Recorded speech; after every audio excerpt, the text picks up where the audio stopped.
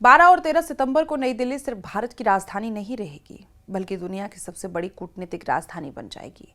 BRICS शिखर सम्मेलन के लिए दुनिया की कई बड़ी ताकतों के नेता दिल्ली पहुंचने वाले हैं, लेकिन इस बार की बैठक सिर्फ एक औपचारिक सम्मेलन नहीं मानी जा रही है। इसकी सबसे बड़ी वजह है कई सालों बाद एक बार फिर भारत, रूस और चीन के शीर्ष नेताओं के एक मंच पर आने की संभावना है। यानी सभी नेता शामिल होते हैं अगर इसमें, तो प्रधानमंत्री नरेंद्र मोदी, रूस के राष्ट्रपति व्लादिमीर पुतिन और चीन के राष्ट्रपति शी जिनपिंग एक साथ दिखाई देंगे।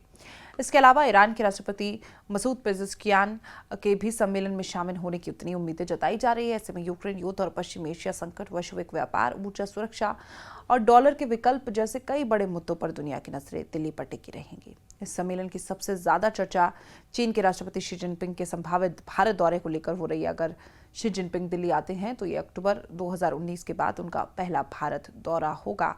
2019 में प्रधानमंत्री नरेंद्र मोदी और शी जिनपिंग की तमिलनाडु के ममल्लपुरम में अनौपचारिक शिखर वार्ता हुई थी और उस समय दोनों देशों ने रिश्तों को नई दिशा देने की बात कही थी। लेकिन कुछ ही महीनों बाद 2020 में पूर्वी लद्दाख में वास्तविक नियंत्रण रेखा यानी कि एलएसी पर तनाव और गलवान घाटी की हिंसक घटना ने दोनों देशों के संबंधों को गंभीर संकट में डाल दिया।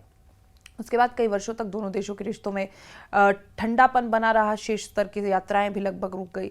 हालांकि पिछले 2 सालों में दोनों देशों ने रिश्तों का सामान्य बनाने की दिशा में कई कूटनीतिक प्रयास किए हैं। अक्टूबर 2024 में रूस के कजान में हुए ब्रिक्स सम्मेलन के दौरान प्रधानमंत्री मोदी और शी जिनपिंग के बीच अहम द्विपक्षीय बातचीत हुई थी, जिसमें सीमा पर सैन्य गतिरोध कम करने और संवाद बढ़ाने पर सहमति की गई थी। इसके बाद संघाई सहयोग संगठन यानी कि एससीओ की बैठकों के दौरान भी दोनों देशों के नेताओं के बीच बातचीत जारी रही। अब अगर शी जिनपिंग दिल्ली आते हैं तो इसे भारत चीन संबंधों में एक महत्वपूर्ण कूटनीतिक संकेत माना जाएगा। इस सम्मेलन की एक और बड़ी खासियत होगी कि आरआईसी यानी कि रूस, भारत और चीन, रशिया, इंडिया एंड चाइना का संभावित मंच अंतर्राष्ट्रीय राजनीति में रशिया, इंडिया, चाइना को लंबे समय से एक महत्वपूर्ण रणनीतिक समूह माना जाता रहा है।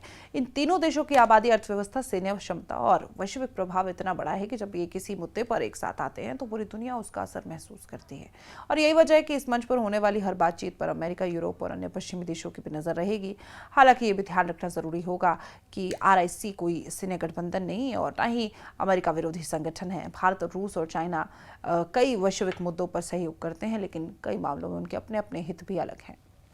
उदाहरण के लिए भारत और चीन के बीच सीमा विवाद अभी पूरी तरह समाप्त नहीं हुआ, जबकि भारत और अमेरिका के बीच भी रणनीतिक साझेदारी लगातार मजबूत हो रही है। इसी आरआईसी का उद्देश्य मुख्य रूप से बहुपक्षीय संवाद और साझा वैश्विक मुद्दों पर सहयोग बढ़ाना माना जाता है। और फिर भी अगर दिल्ली में मोदी और पुतिन और शी जिनपिंग एक साथ बैठते हैं तो दुनिया को एक बड़ा राजनीतिक संदेश जरूर जाएगा।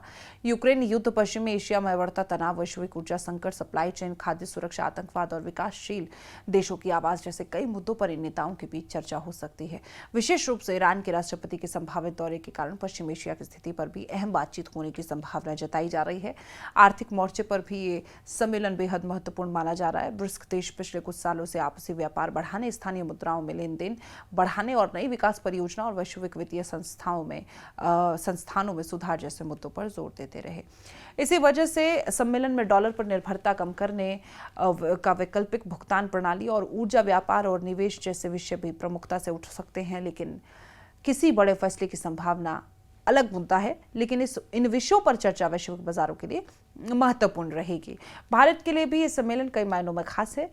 एक तरफ भारत ब्रिक्स की मेजबानी कर दुनिया के सामने अपनी कूटनीतिक क्षमता दिखाएगा, वहीं दूसरी तरफ उसे रूस, चीन, पश्चिमी देशों के ग्लोबल साउथ के बीच संतुलन बनाने का अवसर भी मिलेगा।